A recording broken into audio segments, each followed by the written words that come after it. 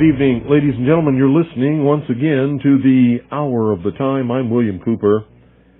Right off the bat, I want all of you listening anywhere near Dandridge, Tennessee. We got a little emergency there, and I need anybody living near Dandridge, Tennessee to call me after, listen to me very carefully, after, not during the broadcast.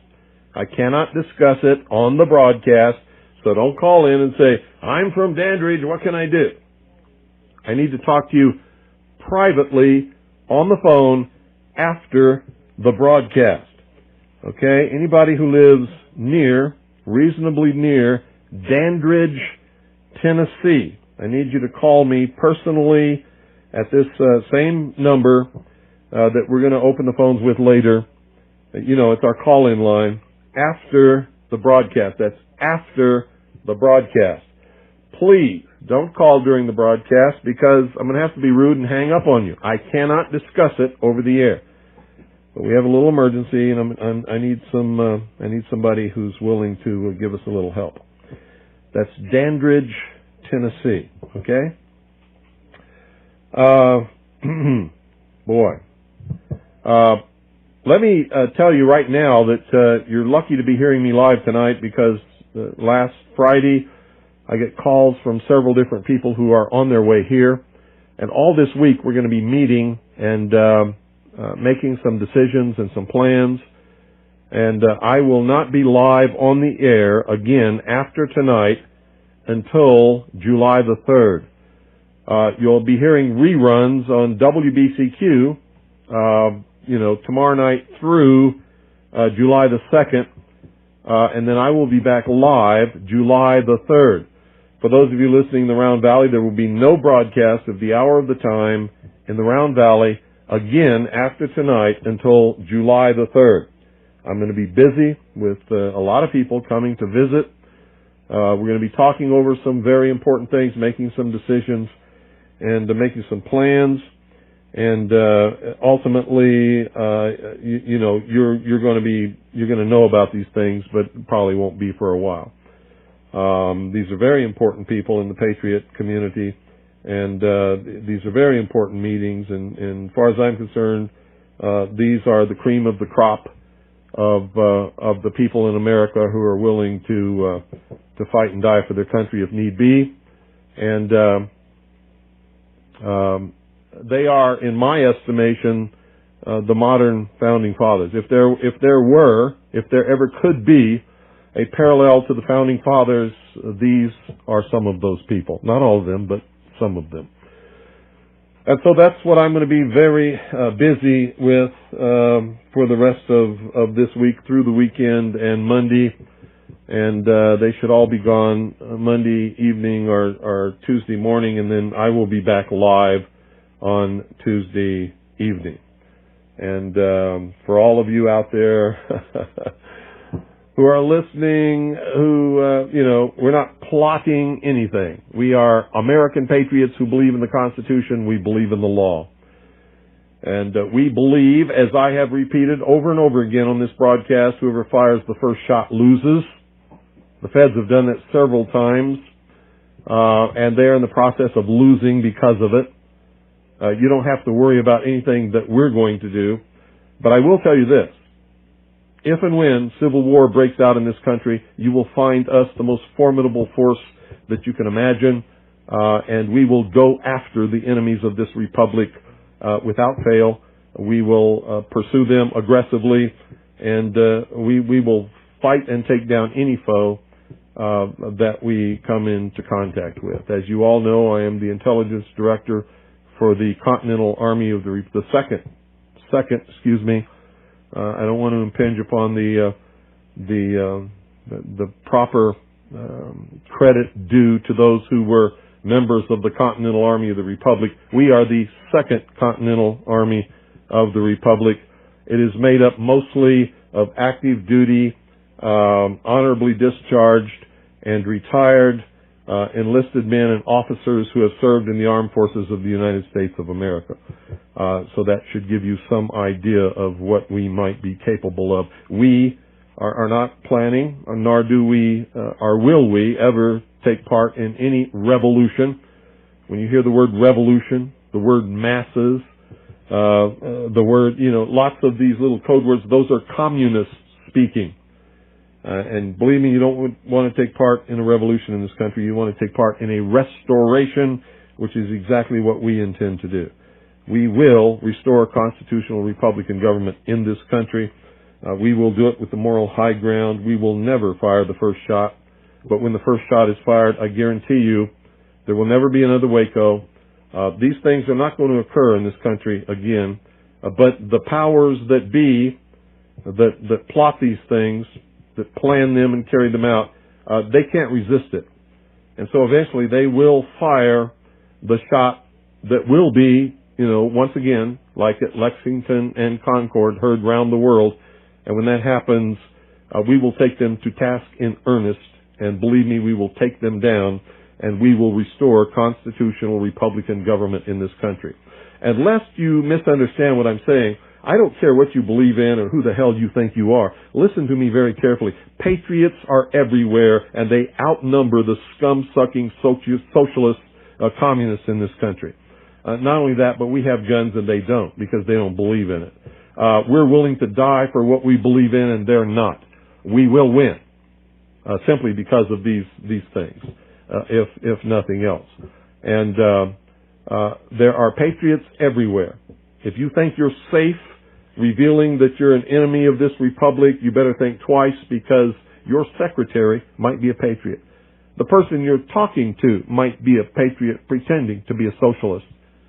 If you're a police chief or a member of some law enforcement agency or agency of federal government who is a socialist planning to bring about this world government over the ashes of the United States of America, let me assure you, and make no mistake about it, you will be identified, and you are in earshot, and the capability of patriots to identify exactly who you are.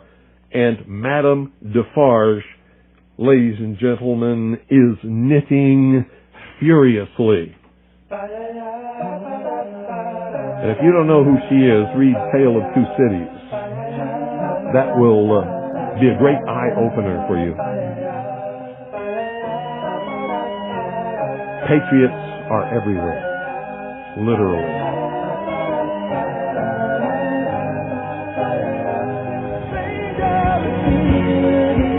Ladies and gentlemen, have you been paying attention to the news lately? After the anniversary of the Oklahoma City bombing, we were bombarded with anti-patriot, anti-militia, anti-constitutionalists, that's people who believe in the Constitution for the United States of America, anti-American propaganda. And then when the execution of Timothy McVeigh occurred, once again, prior to and immediately following, the same thing occurred again, and this word extremist was used over and over and over and over and over and over and over and over and over and over again. And now we're being bombarded with messages that Osama bin Laden is planning to attack the United States of America and Israel. And I'm telling you, be prepared for a major attack. But it won't be Osama bin Laden. It will be those behind the New World Order who once again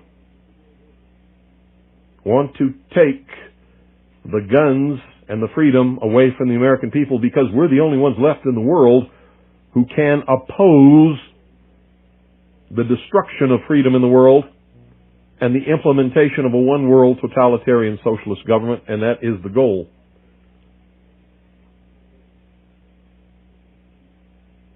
Now, how stupid can you be to believe that Timothy McVeigh was the mastermind of the destruction of the Alfred P. Murrah Federal Building in Oklahoma City, and just he and Terry Nichols, who appears to be somewhat of a fool,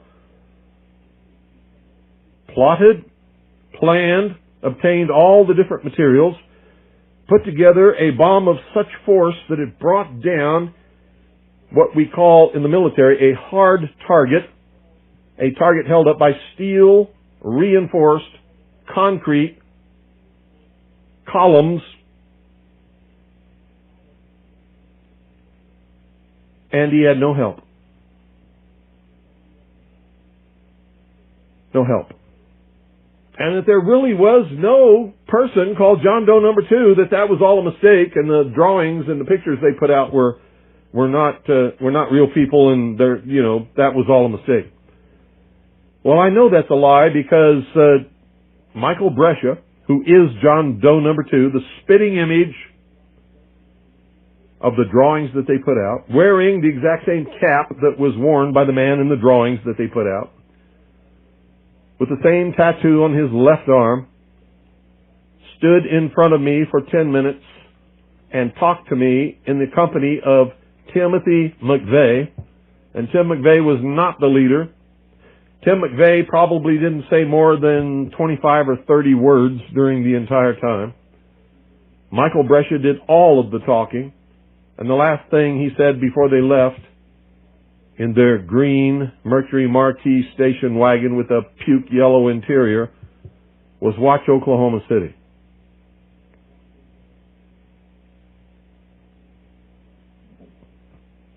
If anyone was in charge, at least on that day, it was Michael Brescia, John Doe number 2, not ever Timothy McVeigh.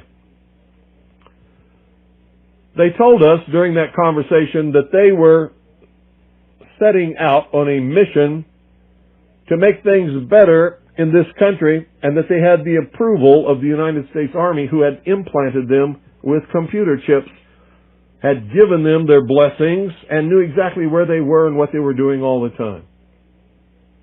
Michael Brescia showed me a place behind his left shoulder and said there was a computer chip that had been implanted under his skin by the United States Army. I felt it. There was something under his skin. Without a doubt, it was hard. It felt like it was square. It wasn't very big. But I do not personally know what it was.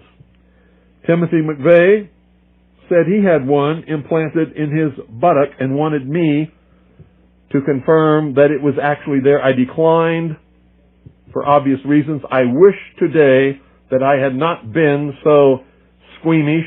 I wish that I had personally checked his buttock to make sure that there was indeed something implanted where he said that it was. But I did not. So I cannot vouch that there was anything in Timothy McVeigh's buttock, but there definitely was something behind Michael Brescia's left shoulder. Now, lest you think that I'm making all of this up, there were a total of 8 people, including me, not counting Timothy McVeigh and Michael Brescia, in the research center when Tim Lesperance brought them in to introduce them to us. Tim Lesperance is one of those people. His son Peter was there. His wife Katie runs Katie's Country Kitchen. Used to be in St. John's. I believe it's now in Snowflake, Arizona. Granny Ghostling was there. She was in her 80s. I don't know if she's still alive or not. I pray and hope that she is. But then she was in poor health, so she may have died since then. Bart Chow, Michael Aponte, his wife Sharon, were all there. They were working on the newspaper, Veritas. They took part in the conversation. They listened. We all gathered round. There were 2 other visitors to the research center that day.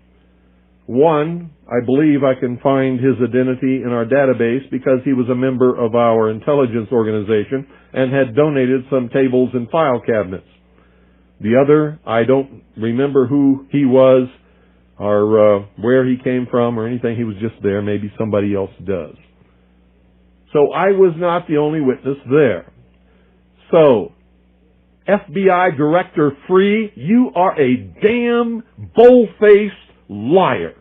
when you claim that there is no John Doe number 2 and that you claim that you do not know who he is. He's a federal informant, and that's why shortly after they issued the drawings identifying John Doe number 2, the FBI supervisors told all their agents to stop looking for him and to forget about him. He did not exist. Because all of a sudden they realized that John Doe number 2 was one of their very own informants. And that he was already in protective custody.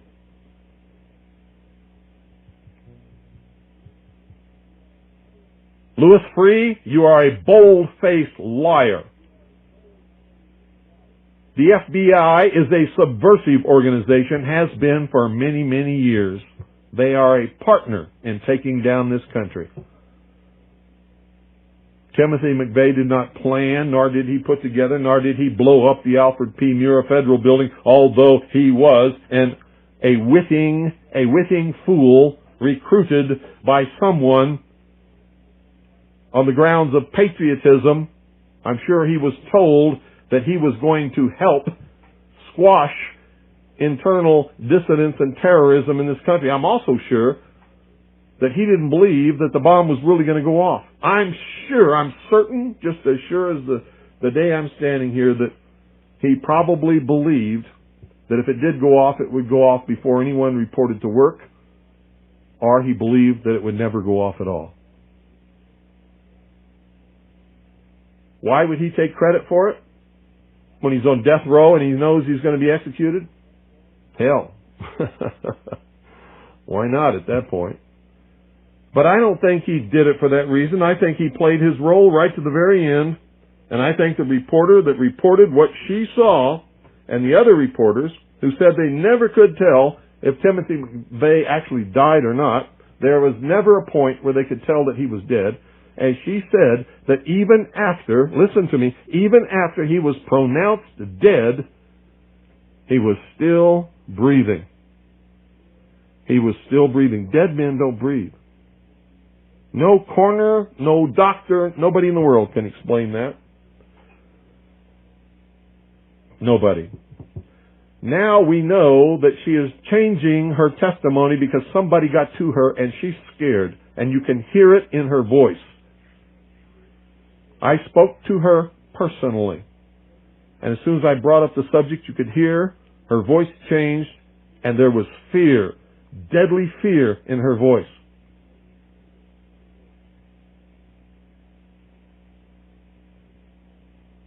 And she never denied what she had originally said, but she told me that she had probably misinterpreted what she saw. Typical of the history of these people. She knows if she sticks to what she told in the beginning as the truth, she will surely die. If you listen to the testimony of all the other witnesses, they said the same thing. There was no point where they could ever tell that Timothy McVeigh was dead. Well, if I was standing there watching, I would know when he was dead. He would be dead when he quit breathing. That's what I would watch for.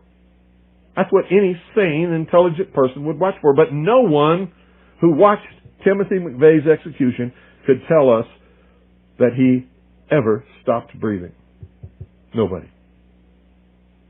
Nor could anyone tell us that they actually saw a point where they knew that he was dead.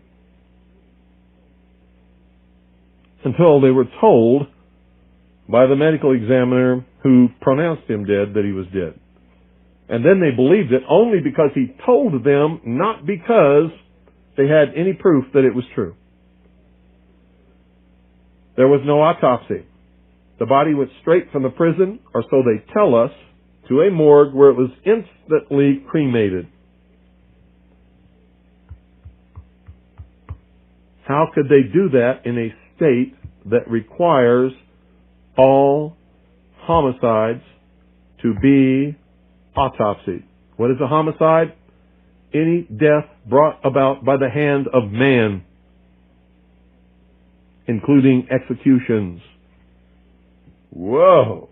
How about that? Did you know that the state wherein he was executed requires all homicides to undergo an autopsy. Yet that did not happen in that state. Why? Because the feds claimed jurisdiction and it was not a state execution. Now, get this, folks. The feds have no jurisdiction over anything that happened in Oklahoma City on April the 19th, 1995. Period. The ground that the federal courthouse sits upon, or the federal building, I should say, was never deeded and ceded by the legislature of the state of Oklahoma to the federal government. Therefore, the federal government had no jurisdiction whatsoever over that crime. The Constitution states unequivocally that a criminal shall be tried in the state wherein the crime occurred.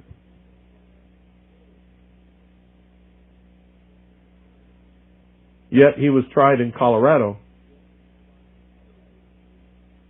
Where was he executed? He wasn't executed in Oklahoma or Colorado.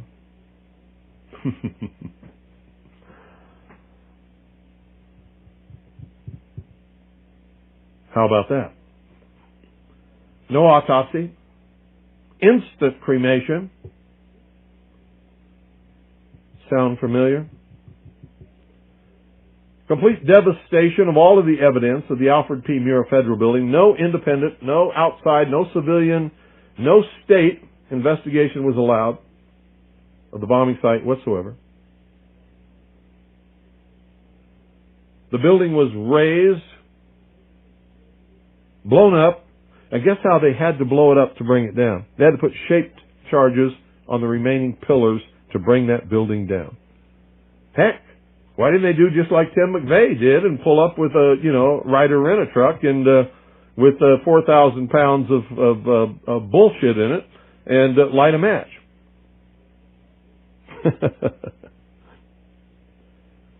Why indeed? Why didn't they just stack up some fertilizer inside and blow those up? Because you can't blow up a hard target with a cratering charge, which is what fertilizer is. Ammonium nitrate.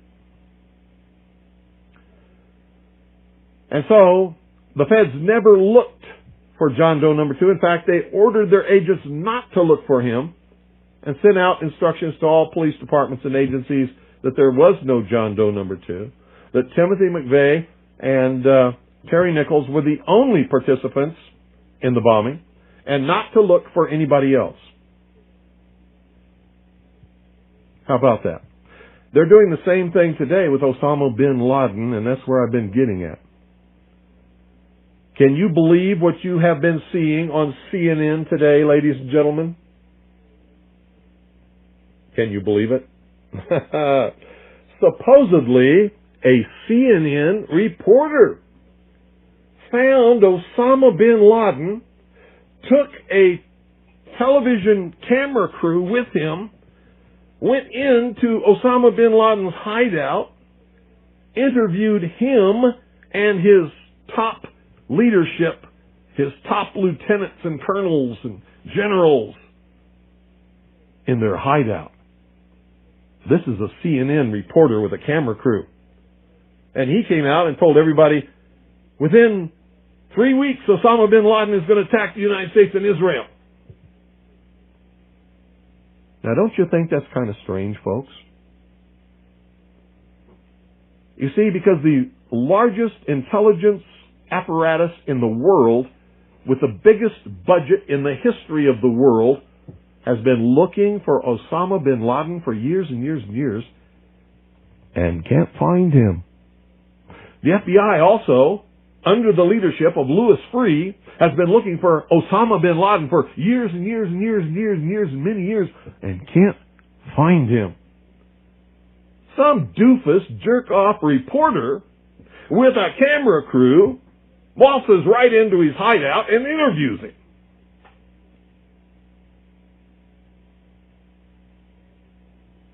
And you know what his budget is? Zip, zilch, nothing. Now, that tells us two things. Either everyone in the intelligence community and all of the intelligence agencies of the United States government are blithering idiots and incompetent fools, including the entire apparatus of the FBI and all of their personnel, or they're lying to us. They're not looking for him at all. And the second is the truth. You see, the CIA created Osama bin Laden. They recruited him. They trained him. They found his leadership. They brought them all together. They showed them how to fight the Soviet Union in Afghanistan, and when that was over, they still continued to fund him and train him, and they're now using him to help bring about world government by making him the big boogeyman because they can't use Saddam Hussein anymore. Did you ever hear of Osama bin Laden before you heard of Saddam Hussein? When did you start hearing of Osama bin Laden? It was after Saddam Hussein and Iraq were supposedly neutralized in the Gulf War, because they needed a new boogeyman. But they're not looking for Osama bin Laden, because I'm telling you right now, if I were the head of the Central Intelligence Agency, within 2 weeks I would have him dead or in custody without fail. Without fail.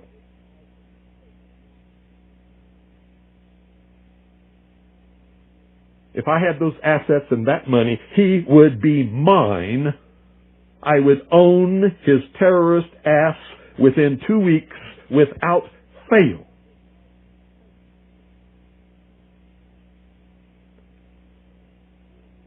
A reporter from CNN and his little camera crew got in to Osama bin Laden's secret hideout and conducted an interview. If you don't believe me, tune into CNN. They're probably running it right now as I'm speaking. And if you believe it, you are one of the stupidest jerks that ever lived on the face of this earth. And whatever is going to happen that they're going to blame on Osama bin Laden, don't you even believe it.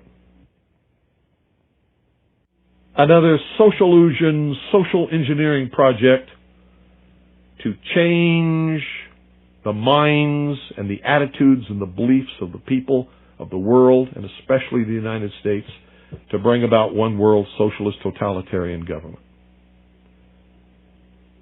Can you believe what they were saying for a while? That Timothy McVeigh, the CIA, the NSA, the FBI, the Defense Intelligence Agency could not find Osama bin Laden in their wildest dreams. But Timothy McVeigh and Terry Nichols could, and recruit him to be their partner in blowing up the Alfred P. Murrah Federal Building. Bullshit! How stupid can you be? These guys didn't have a nickel between them. Not a nickel between them. How dumb can you, how stupid can you be? Put me in charge of the CIA. I guarantee you I will have him in custody in 2 weeks flat. Or dead. Take your pick. Take your pick. Give me that budget, those resources, those personnel. I guarantee you he will be mine in 2 weeks. And you know what? If I had a few loyal, good Americans who were willing to donate enough money, certainly not even a drop in the bucket compared to what they really have in these intelligence agencies to really go after him, I could still have him in 2 weeks.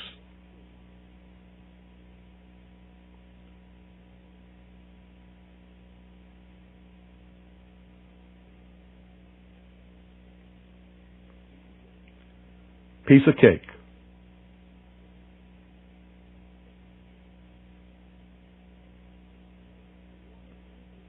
So why do all these fools believe this charade? That a CNN reporter and his little camera crew can do with all the money and all the assets and all the eavesdropping and all the intelligence and all the satellites and all the undercover operatives in the world can never do. It's because they're not trying. They don't want to. Osama bin Laden is their creation, and he is serving them well.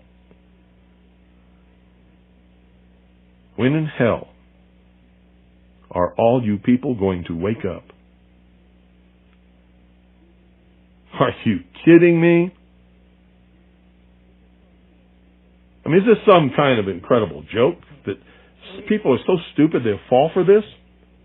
Do you know how much money the CIA and the National Security Agency and the FBI has at its disposal each year? Do you know how many agents they have that they can devote to this? Do you realize the technology that they have to be able to eavesdrop on every single conversation in the world? No matter how it's transmitted? And pinpoint the location of every one of those transmissions.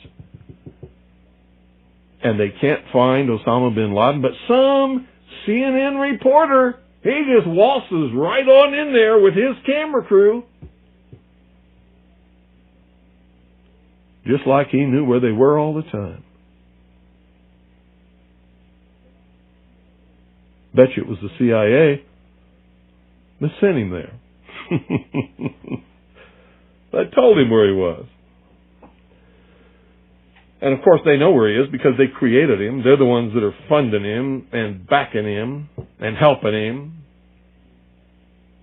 to create their new utopian world. Hitler could not have ever come to power, absolute power in Germany, without the Reichstag fire. Hitler was a socialist. He understood social illusion. He understood social engineering. He knew how to get the support of the German people, and he did it by burning down the Reichstag. The Reichstag was, well, in our country, it would be the Capitol building that contains the Senate and the House of Representatives. So if somebody were to go and burn down the Capitol building today, they would use that as an excuse, as Hitler did, to round up all of the enemies of the New World Order, which would be me and most of you listening, and throw us into prison or execute us, declare martial law, and come to absolute and total power in this country.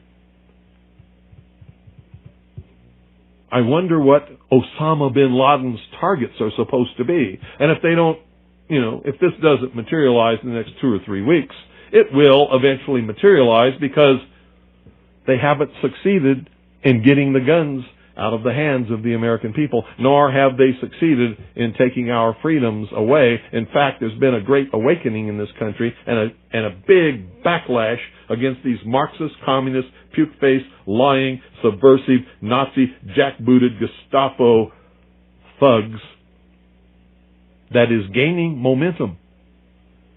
And so I can tell you with a certainty, they must do something terrible in order to stop this backlash and regain the sympathy of the mass herds of sheeple out there.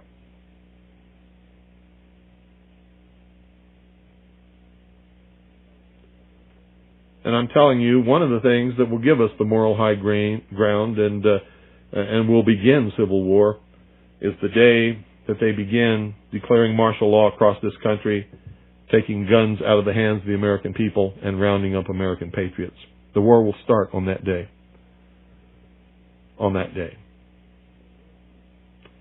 And there will be a war in this country, a civil war to restore, not a revolution, but a civil war to restore constitutional Republican government. Now, at the same time that that's going on, communist and Marxist underground forces will begin, or try to begin, a revolution in order to institute a Marxist, socialist, or communist government as a result of the Civil War. So we, patriots, will be fighting on two fronts. On two fronts. And you'd better understand which side you're going to be on. Restoration, revolution, or tyranny. I'll be fighting with the forces of restoration, and so should you better be.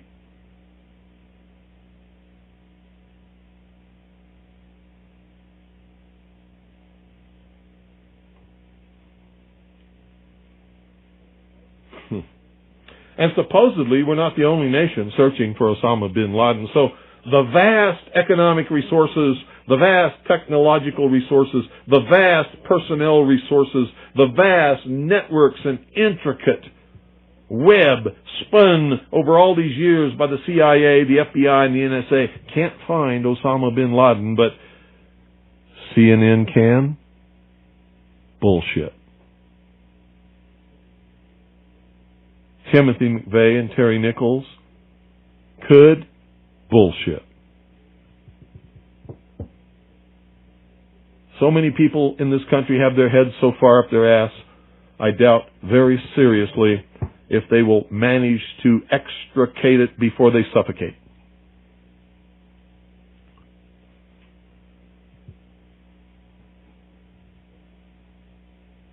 What a shame. What a crying shame. How in the world could this country of all nations breed such a dumbed down, unthinking, illiterate, uneducated, stupid, ignorant population? Anybody got a clue?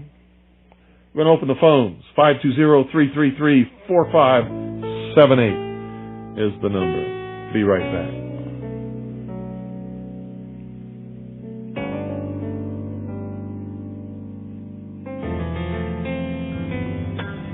Good evening. You're on the air. Good evening, Bill. This is Ed from Connecticut. Hello, Ed. I was listening to The Right Perspective over the past 2 weeks on the Friday night. Good night, Ed. That's not the topic tonight. 520-333-4578 is the number. I don't give a damn what goes on in The Right Perspective or what, I don't care. 520-333-4578 is the number. And you know what the topic is. You just heard it.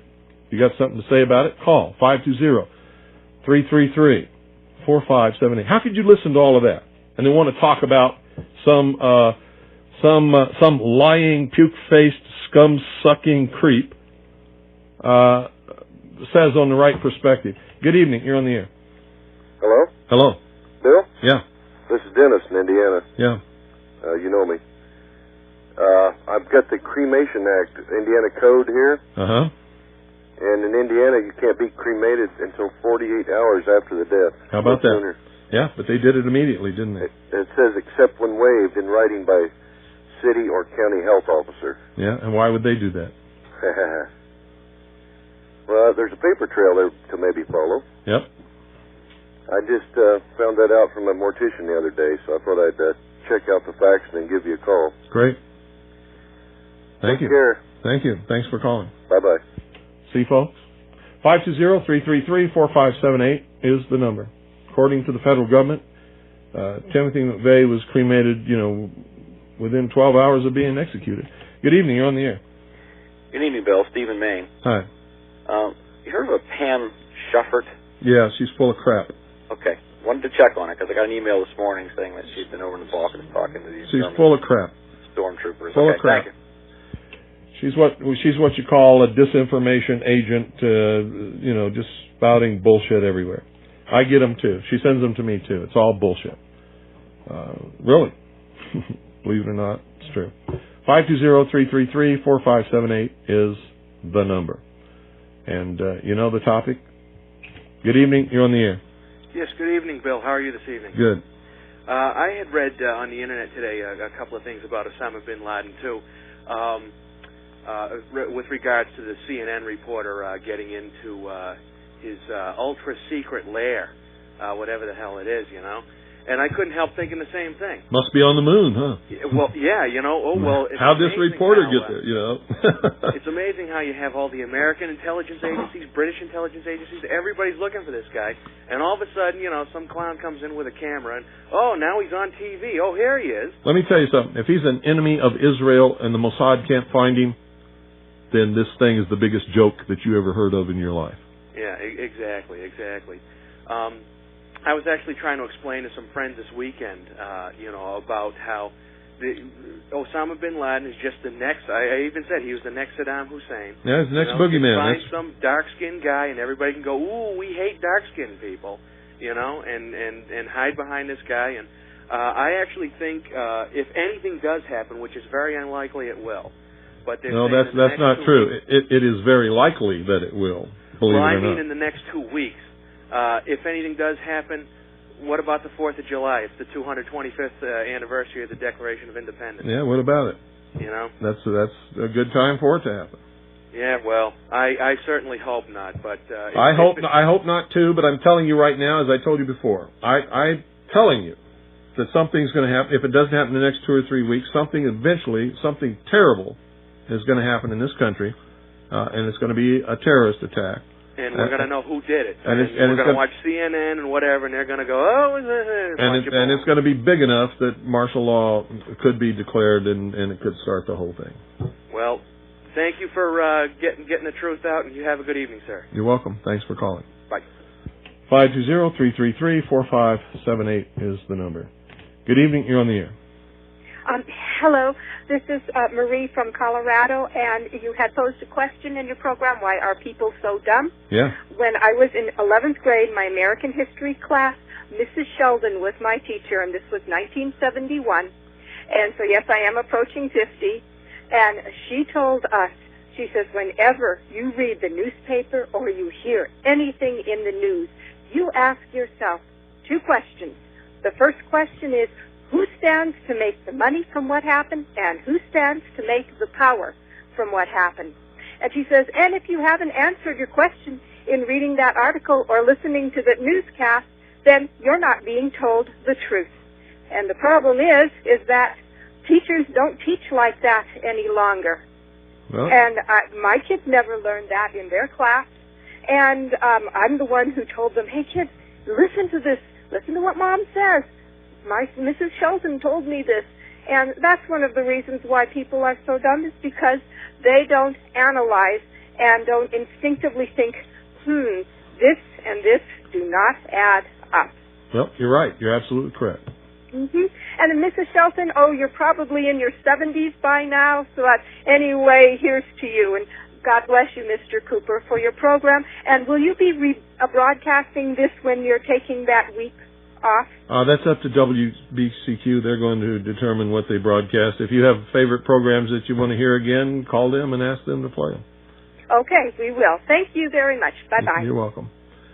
520-333-4578 is the number. Good evening. You're on the air. Hello. Good evening, Bill. Yes. Hey, this is David checking in from Rhode Island. Uh-huh. And I want to comment on your discussion about when they immediately after this mirror building blew up, in a short time after, they brought the building down and destroyed all the evidence. Yeah. And it wasn't brought down with the kind of bomb that allegedly Timmy McVeigh parked in front of the building. No, it was brought down with shape charges on the columns, just exactly like what happened when it was brought down first, when half of it was brought down. And it's just disgusting the way the average citizenry looks at this whole issue. And I'm telling you that most of the callers that call, when the time comes, they're gonna turn traitor, Bill. Sure they will. So I don't, most people will, but there's an infrastructure of dedicated patriots in this country who will not. And I agree with you with that, and I have made my pledge, and I continue to make it. When I don't care what it is, who it is, when you're crossing the line, it's lock and load. Yep. And it's going to cost somebody. You better believe it's not getting done for free anymore. That's right. So if they want to, waste 10 people on some kind of a you know, an ATF sweep, they better have the equal amount taken out with them. Well, I don't. And I know that's your attitude. I hope you use this time that you're going to spend, you know, at your place, you know, also to recharge your batteries. Oh yeah, that's one of the purposes. Oh, good. Of course. Well, I'm glad to hear that, and God bless you. Thank you. Good night. Yeah, because I am tired. I've been working for so many years, so hard, and rarely, if ever, even take one day off to myself. And so, yeah, part of this is going to be sort of relaxing for me. Good evening. You're on the air.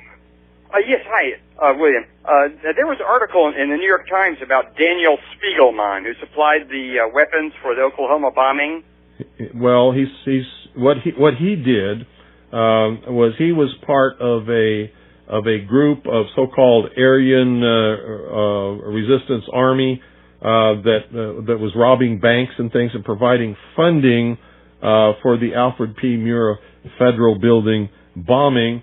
And part of what he did was he went to an American university and stole famous historical documents and took them to Europe to sell them. He's Jewish. Right. The article was December 30th, 1995, page 9 in the New York Times. Let me ask you, where is he today? What is the latest on him? Well, I don't know. He sort of disappeared after they discovered that the lawyer who defended him when he was convicted in court of stealing these documents and trying to sell them was not a lawyer at all. And so I believe that they overthrew his conviction because of that. He didn't have a proper defense and sealed the records, and he disappeared. Okay, I saw it on your internet site where he was convicted, but apparently he never went to prison at all, I guess. Not that I'm aware of. Yeah, they just let him go. It's probably the Israeli Mossad. I think he's with. Well, I think this was a combination of the CIA, the FBI, the Israeli Mossad, the BATF, and several other the German intelligence for sure, because Andreas Strassmeyer was a part of this. He's another Jewish man who was a member of the German intelligence structure, who was instrumental in planning the whole thing. Right. Well, our government may as well be the Mossad, and you know, Capitol Hill is Israeli occupied territory. What you have to understand is this is not leading toward an Israel of the world. It's leading toward a Marxist socialist utopian, or they believe it's utopian. It's going to be like the old Soviet Union world government. And whenever the media covers something up real well like this, the way they let Spiegelman go like that, you know it's the Jews who are behind it. No, we don't know it's the Jews behind it, and I've never said that, and neither should you. George Bush is certainly not a Jew, but he's a part of it. Right, he works for them. Yeah, they put him in office. No, it's not that he works for them. You don't understand the structure of the organization that is actually bringing apart world government. The reason that they're able to recruit so many Jewish people to be a part of this is the Jews have never allowed themselves to assimilate as citizens, really, of any country. They're always Jewish. They always separate themselves. They always look forward to next year in Jerusalem. They believe themselves to be a part of a world, and they want to bring about a world government. So they're sympathetic to this whole one world government ideal. But the people at the heart and soul of all of this, and there are a lot of Jewish people involved, are what's called the Illuminati. But none of them are Jews. None of them are Catholic. Not a single one of them are what you would call Protestant or Buddhist or anything else. They believe that man is God. They believe in the humanist religion. They pretend to be Jews. They pretend to be Catholics. They pretend to be Protestants. They infiltrate religions and organizations and governments. They take over and destroy from within. Yeah, the problem that we're faced with here, though, if you look at the executive news directors at all three television networks, then including CNN now, which belongs to Jerry Levin of Time Warner, you look at the head of the New York Times, Sulzberger, Catherine Meyer. You're going off on a tangent here, and you're wrong. They're not Jews. Jew is a religion, not a race. Right, I agree. But you're not listening to me. Those people who are involved in bringing about one world government do not believe in any religion. In fact, Their goal is to destroy all existing religions, including the Jewish religion. Well, the definition of a Jew is a difficult thing. Some people think it's part race, some people think it's part religion. Excuse me. Jew is not a race. It is a religion, always has been. If Jew was a race, every Muslim and every member or follower of the Prophet Muhammad who are Semites would also be Jews, and they're not. Okay, You, sir, are uneducated. Okay, I agree. Let's say that I agree with your definition of a Jew. The problem is You have no choice. Okay, the problem is they're running all of our mass media, and they're killing this country. They're not. Well, you're wrong again. They're not running all of our mass media. Hollywood. All the major publishing. Excuse me. Those are all aren't they corporations? You see, that's the buzzword, corporation. Excuse me. Aren't they all corporations? It's Jewish corporations. Excuse me, aren't they all corporations? Furthermore, Jewish corporations. Answer my question, you dumb jerk. Are they corporations or not? Yes, but if they're corporations and all you Aryans wanted to gain control, all you have to do is buy the stock and take over the country. Good night, you stupid jerk. God, I'm so tired of stupid dummies. If you want to control Hollywood, buy the stock, dummy, and take over. Whoever owns the stock chooses the board of directors, chooses who runs the corporations, chooses what movies they make, chooses what goes on television. You don't even understand your own system. If the Jews own it, it's because you elected not to participate and you gave it to them. And let me ask you this. Who sold it to them in the first place?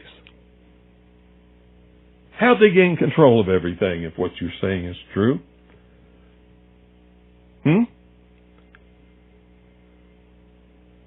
I'm just so tired of this stupidity. You want to blame somebody? Blame yourself. You see, you could all own whatever you want to own. Buy the stock. Take over. Fire the board of directors. Appoint your own board of directors. You can own it. Good night. God bless each and every single one of you. Good night, Annie Pooh and Allison. I love you.